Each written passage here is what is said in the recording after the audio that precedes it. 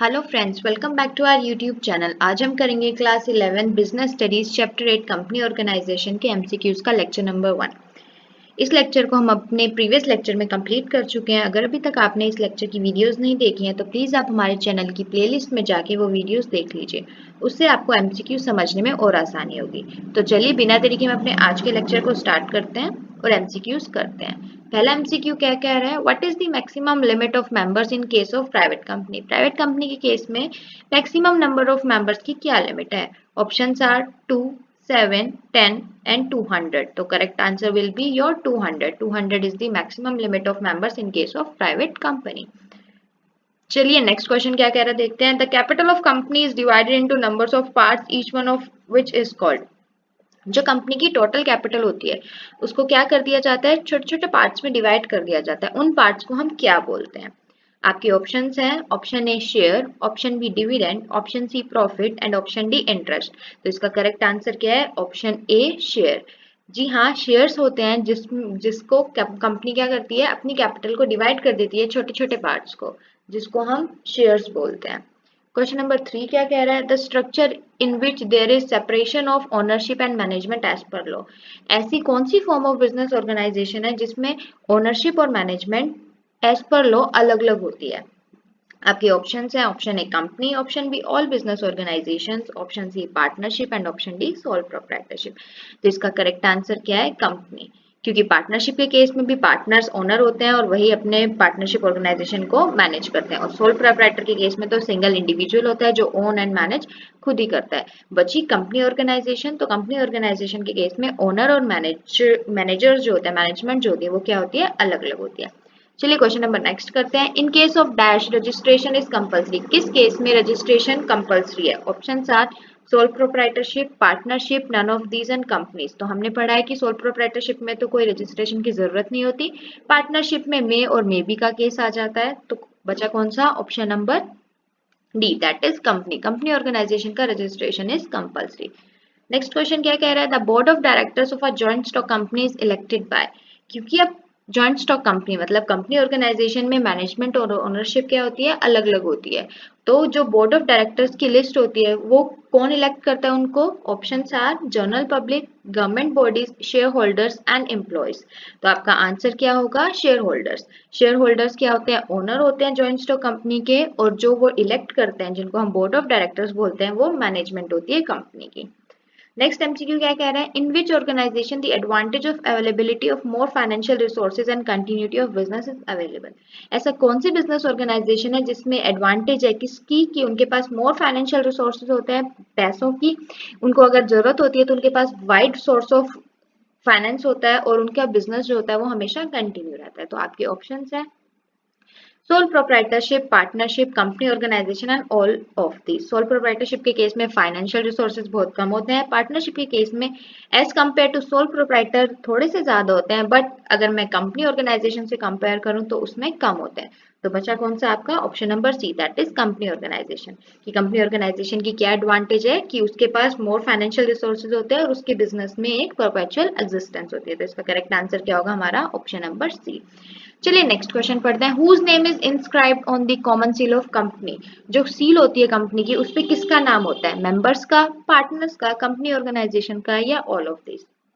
तो जो सील होती है उस पे किसका नाम होता है, उस पे कंपनी ऑर्गेनाइजेशन का नाम होता है। इसका एग्जाम्पल आप अपने स्कूल की मार्कशीट ले सकते हो या रिपोर्ट कार्ड ले सकते हो। उसमें क्या होता है, अगर आप लास्ट में देखोगे तो जहाँ पे भी प्रिंसिपल सिग्नेचर होता है वहां पे क्या बना होता है, स्कूल का स्टैंप लगा होता है। इट मीन्स कि वो स्कूल का स्टैम्प के नाम से होती है, प्रिंसिपल के नाम से वो सील नहीं होती, वो सील किस नाम से होती है, स्कूल के नाम से।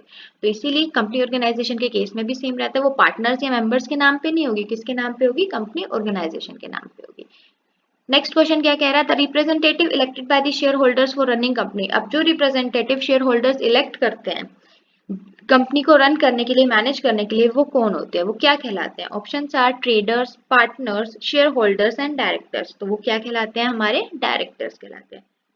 नेक्स्ट क्वेश्चन क्या कह रहा है, in which business organisation there is lack of motivation. ऐसी कौन सी बिजनेस ऑर्गेनाइजेशन है जिसमें मोटिवेशन होता ही नहीं है, लैक करता है मोटिवेशन। तो option are sole proprietorship, partnership, company organisation and all of this. Sole proprietorship में तो मोटिवेशन होता है, डायरेक्ट मोटिवेशन होता है क्योंकि सिंगल इंडिविजुअल उसको मैनेज करता है और डायरेक्ट प्रॉफिट जो होता है उसकी पॉकेट में जाता है। पार्टनरशिप के केस में भी मोटिवेशन होता है। तो बची कौन सी? Company organisation. तो आपका आंसर क्या होगा? Company organisation. चलिए नेक्स्ट क्वेश्चन पढ़ते हैं। नेक्स्ट क्वेश्चन क्या कह रहा है? In which type of business organisation perpetual succession is found? Perpetual succession का मतलब कंटिन्यूटी इन बिजनेस। कौन सा ऐसा बिजनेस ऑर्गेनाइजेशन है जिसमें कंटिन्यूटी होती है? Option A sole proprietor, option B partnership, option C company organisation and option D all of this. तो इसका करेक्ट आंसर क्या होगा? Option number C, that is company organisation. Next question क्या कह रहा है? Which of the following is not an advantage of company organisation? नीचे लिखे हुए ऑप्शंस में से कौन सी एडवांटेज नहीं है कंपनी ऑर्गेनाइजेशन की? Option A difficulty in formation, option B huge financial resources, option C efficient management and option D limited liability. अगर मैं डिफिकल्टी इन फॉर्मेशन की बात करूं तो हाँ, कंपनी ऑर्गेनाइजेशन को फॉर्म होने में डिफिकल्टी होती है क्योंकि उसको बहुत सारे लीगल प्रोसीजर्स फॉलो करने पड़ते हैं। तो इसका मतलब ये उसकी एडवांटेज नहीं है। लेकिन अभी आंसर को सिलेक्ट करने से पहले हम आगे 3 ऑप्शंस हो रहे हैं वो और देख लेते हैं। ह्यूज फाइनेंशियल रिसोर्सेज, हाँ हमें पता है कि कंपनी ऑर्गेनाइजेशन है, उनके पास फंड्स को रेज करने के बहुत सारे तरीके होते हैं, तो उनके पास फाइनेंशियल रिसोर्सेज भी क्या होते हैं? बहुत ज्यादा होते हैं। तो इसका मतलब ह्यूज फाइनेंशियल रिसोर्सेज क्या है? कंपनी की एडवांटेज है।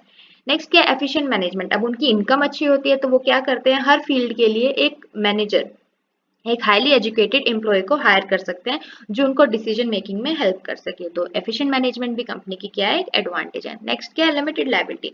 अब कंपनी ऑर्गेनाइजेशन में हमने पढ़ा था कि कंपनी ऑर्गेनाइजेशन में शेयर होल्डर्स की लायबिलिटी क्या होती है? लिमिटेड होती है। It is limited to the extent of their capital. जितनी वो कैपिटल लेके आएंगे उस एक्सटेंट तक उनकी लायबिलिटी क्या होगी? लिमिटेड होगी। तो ये भी क्या है? उसकी एक एडवांटेज है। तो बचा क्या? ऑप्शन नंबर ए, क्योंकि उसको फॉर्म होने में, कंपनी ऑर्गेनाइजेशन को फॉर्म होने में बहुत ज्यादा लीगल फॉर्मेलिटीज आ जाती हैं, तो ये इसकी एडवांटेज नहीं डिसएडवांटेज है। तो correct answer will B A.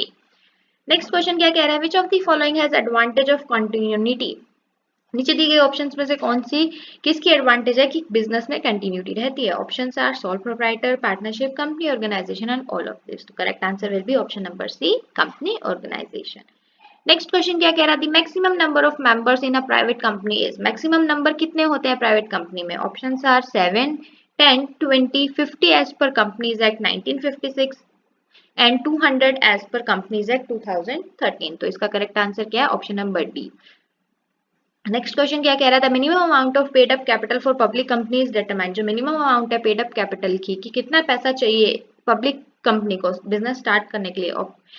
Options are 5 lakh, 1 lakh, 10 lakh, ये बिल्कुल भी पैसा नहीं चाहिए, nil. Option will be your first, option number A, that is 5 lakh। Public company के केस में हमें 5 लाख रुपए मिनिमम होने ही होने चाहिए to start up the business. Next question क्या कह रहा है? The minimum amount paid up capital for private company. जो मिनिमम अमाउंट होती है प्राइवेट कंपनी के केस में पेड अप कैपिटल जो उनके पास होनी ही होनी चाहिए, वो क्या है? Options are 5 lakh, 1 lakh, 10 lakh and nil. तो इसका करेक्ट आंसर क्या होगा? Option number B, that is 1 lakh। I hope आपको ये एमसीक्यूज अच्छे से समझ में आ गए होंगे, बट स्टिल अगर आपको कोई डाउट है तो प्लीज आप मुझे कमेंट सेक्शन में कमेंट करके जरूर बताएं। हम अपनी अगली वीडियो में chapter 9 choice of form of business organisation को स्टार्ट करेंगे। Thanks for watching. Please like, share and subscribe our channel for more video.